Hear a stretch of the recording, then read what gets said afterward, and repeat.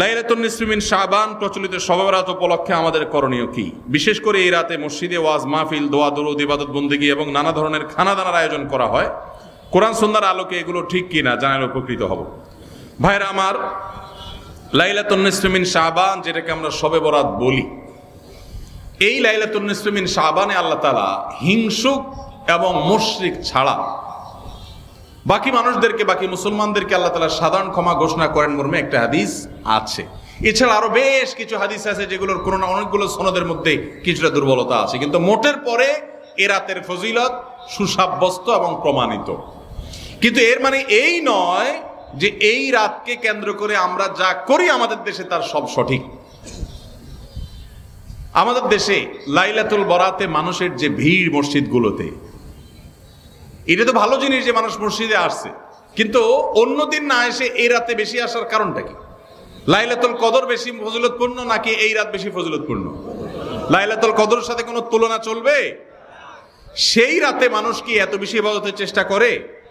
তাহলে এই রাতে এত বেশি চেষ্টার রহস্যটা কোথায়? রহস্য হলো আমাদের দেশে মানুষ মনে করে যে এই রাতে ভাগ্য ঠিক হয়, অতএব সারা বছর যাই করি না করি এই একটা রাত মসজিদে গিয়া আল্লাহ বিল্লাহ করে যদি সারা বছরের ভাগ্যটা ঠিকঠাক করা যায়, এরপর আর মসজিদে যায় কেনা। এই চালাকি করলে কি ভাগ্য ঠিক হয়ে যাবে? ভাইরা আমার, লাইলাতুন নিসফি মিন শাবানকে কেন্দ্র করে বহুবিধ বিদআত, বহুবিধ বাড়াবাড়ি, বহুবিধ কুসংস্কার আমাদের সমাজে আছে। এক সময় তো প্রচুর পরিমাণ পটকা ফুটাফাটি চলতো। আলহামদুলিল্লাহ, প্রশাসনের ভাইয়েরা প্রতি বছর নিষেধাজ্ঞা আরোপ করেন এবং এটা অনেকটা কমেছে, যেটা আমাদের নিরাপত্তা হুমকির মধ্যে আমাদেরকে ফেলে। দিনের নামে আমরা কখনো সেগুলো করতে পারি না। অনেক মসজিদে আলোকসজ্জা করা হয়। আলোকসজ্জা তো আপনি এমনিই করেন সারা বছর, কিন্তু এই রাতকে কেন্দ্র করে আলাদা করে আলোকসজ্জা করা, এই রাতকে কেন্দ্র করে ওই যে হালুয়া রুটি খাওয়ার একটা ব্যাপার এখনো আমাদের দেশে কোথাও কোথাও আছে। অনেকে মনে করে নবীজির দাঁত মোবারক শহীদ হয়েছেন উহুদের ময়দানে, তো তিনি হালুয়া খাইছেন, সেজন্য আমরা ভালো দাঁতে হালুয়া খাই। নবীজির দাঁত ভাঙা হালুয়া খাইছেন, আমাদের আস্ত দাঁতে আমরা কি খাই? হালুয়া খাই। আপনার বাপের ঠ্যাং ভেঙে গেছে, উনি একটা লাঠি দিয়া খোঁড়ায় খোঁড়ায় হাঁটে, আপনার আস্ত ভালো দুইটা ঠ্যাং আছে, আপনি বাপের মহব্বতে বলছেন বাবা তোমার পাওটা ভেঙে গেছে, সেই মহব্বতে আমি আমার ভালো পাও নিয়ে লাঠি দিয়ে আমি খোঁড়ায় খোঁড়ায় হাঁটতেছি। কি বলেন? বাপ খুশি হবে? খুশি হবে? বলবে এটা তো বেয়াদবি, তামাশা করতেছো আমার সাথে, আমার ভেঙাইতেছো। নবীজি সাল্লাল্লাহু আলাইহি ওয়াসাল্লাম দাঁত মোবারক শহীদ হয়েছে বাতিলের বিরুদ্ধে জিহাদ করতে গিয়ে। আপনি বাতিলের সাথে আঁতাত করবেন আর হালুয়া খায়া নবীজির সুন্নত আদায় করবেন, এর চেয়ে বড় হাস্যকর জিনিস আর হতে পারে না। অতএব সব ধরনের বাড়াবাড়ি কুসংস্কার আমাদের বন্ধ করতে হবে। এমনকি এই রাত উপলক্ষে মসজিদে দোয়া দুরূদের জন্য সমবেত হওয়া, এ রাতে মানুষকে ডাকাডাকি করে একেবারে এই রাতের ফজিলতের জন্য মসজিদে সবাই একত্র হওয়াকে যারা জরুরি মনে করেন, তারাও ভুলের মধ্যে আছেন। ব্যক্তিগত ইবাদতে আল্লাহর ক্ষমা পাওয়ার জন্য চেষ্টা করতে পারেন, সেটা ভিন্ন বিষয়। আল্লাহ আমাদেরকে বোঝার তৌফিক দান করুন। ভাই, শেষ করা দরকার। জাযাকুমুল্লাহ খাইর, শেষ করা দরকার ভাই, অনেক রাত হয়েছে, আমি তো খেয়ালই করলাম না। হ্যাঁ, 10:30 পর্যন্ত 7 মিনিট আছে হায়াত। আচ্ছা ঠিক আছে। বাঙালি ওয়াজ শোনার ওস্তাদ, আমলের বেলায় ঠনঠন হলে কি হবে? ওয়াজে উস্তাদ। ফজর নামাজ জামাতের সাথে পড়ার পাক্কা নিয়ত আছে কার কার? হাত তোলেন। আল্লাহ আমাদের সবার হাতগুলোকে কবুল মঞ্জুর করুন। পাক্কা নিয়ত যে করছেন, এটা বাস্তবায়ন করার জন্য অ্যালার্ম দিতে হবে ডাবল ট্রিপল করে। মোবাইল আবার দূরে রাখতে হবে, যেন বন্ধ করে আবার শুয়ে না যান। আর আরেকটা নামাজি বন্ধুকে বলতে হবে, দোস্ত তুই আমারে ফোন দিবি, আমি তোরে ফোন দেবো। চেষ্টা করা যাবে না ইনশাআল্লাহ? আল্লাহ আমাদের তৌফিক দান করুন। আচ্ছা, সংক্ষেপে যাই। অনেক চাকরির ক্ষেত্রে দেখা যায়, যেমন ডিফেন্সের চাকরিতে নবী সাল্লাল্লাহু আলাইহি ওয়াসাল্লামের সুন্নাত দায়ী রাখার জন্য সিনিয়রের অনুমতি নিতে হয় এবং চাকরির বয়স কম, তাই অনুমতি দেয় না। এ বিষয়ে যৌক্তিকতা কি? দেখুন, ভারতে ডিফেন্সে আমরা দেখি শিখরা তাদের পাগড়ি পরে তারপরে সেখানে তারা ডিউটি করতে পারে। আমেরিকার মতো দেশে ধর্ম পালন করেও ডিফেন্সে চাকরি করতে পারে। আমাদের দেশে এই রকম অবস্থা তৈরি হয়েছে যে দীর্ঘদিন থেকে নিয়ে দায় রাখতে দেওয়া হতো না, মেয়েদের হিজাব করতে দেওয়া হতো না। একবার বিমানে একজন বিমানবালা আমার কাছে একটা অনুরোধ করলেন যে ভাই, মেহেরবানি করে আমরা যারা হিজাব করে ডিউটি পালন করতে চাই, যদিও বিমানবালার ডিউটি হিজাব করে পালন করেও শরীয়ত মতো পর্দা করা কঠিন, বাকি জেনারেলি অন্যান্য ক্ষেত্রেও মেয়েদের যেন পর্দার সাথে করতে পারেন, তারা অনুরোধ করেছেন। আলহামদুলিল্লাহ, আনন্দের বিষয় যে আমাদের বাংলাদেশ আর্মিতে এখন এই দুইটা বিষয়ে আল্লাহর ফজলে অনুমতি পাওয়া গেছে।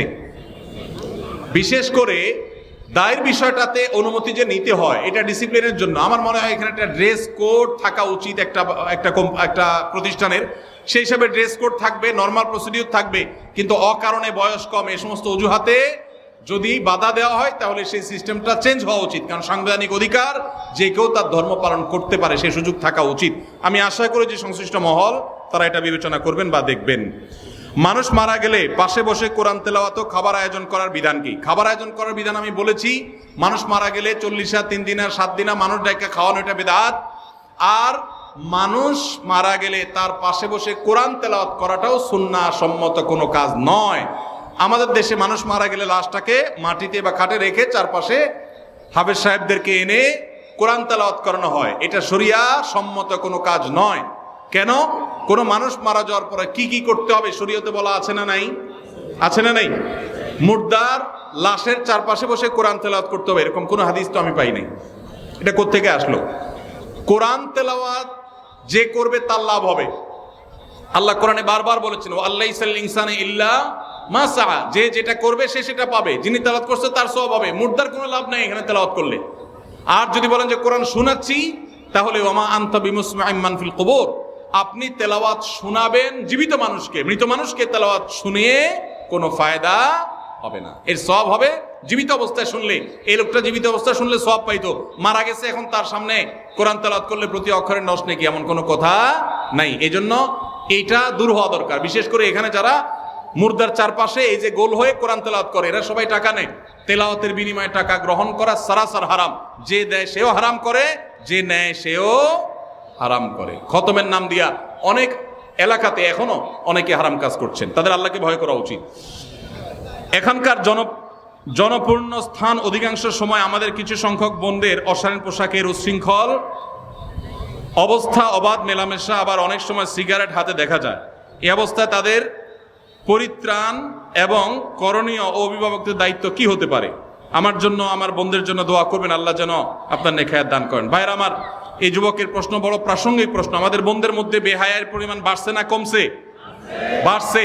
এই বেহায়া দূর করার জন্য আমাদের দাওয়াতি কাজ বাড়াতে হবে, বোঝাতে হবে। পশ্চিমের মেয়েরা স্বাধীনতার নাম দিয়ে তাদের পোশাক সংক্ষেপ করা হয়েছে, দলে দলে তারা ইসলামে ফিরে আসছে। তারা বুঝতে পেরেছে এটা স্বাধীনতা নয়, এটা হলো নিজের সম্ভ্রম, নিজের ইজ্জত, নিজের সম্মানকে জলাঞ্জলি দেওয়া, কোরবানি করা। এই জন্য পশ্চিমের মেয়েরা দলে দলে ইসলামে আসছে। পুরান পাগলের যখন ভাত পায় না, নতুন পাগলের আমদানি হয়। আমাদের দেশে অনেকে এসে পশ্চিমাদের এই কালচারের অনুসরণ করে তারা যে নিজেদের ধ্বংস ডেকে আনছে, তারা নিজেদের শান্তির পথ থেকে তাদেরকে সরিয়ে দিচ্ছে। এই জন্য তাদেরকে বোঝাতে হবে, এর ভয়ঙ্কর ক্ষতি বোঝাতে হবে। কেন শরিয়া একজন নারীকে যথাযথ পর্দা মেনটেন করতে বলেছেন? এটা তার সেফটির জন্য, তার নিরাপত্তার জন্য, এটা তার সম্ভ্রমের ব্যাপার। যালিকা আদনা আন ইউরাফনা, আল্লাহ বলেছেন পর্দার বিধান এই জন্য দেওয়া হয়েছে যে এর মাধ্যমে বোঝা যাবে কে বাজারি মেয়ে আর কে সম্ভ্রান্ত মুসলিম নারী। আল্লাহ আমাদের বন্ধুদেরকে হেদায়েত দান করুন।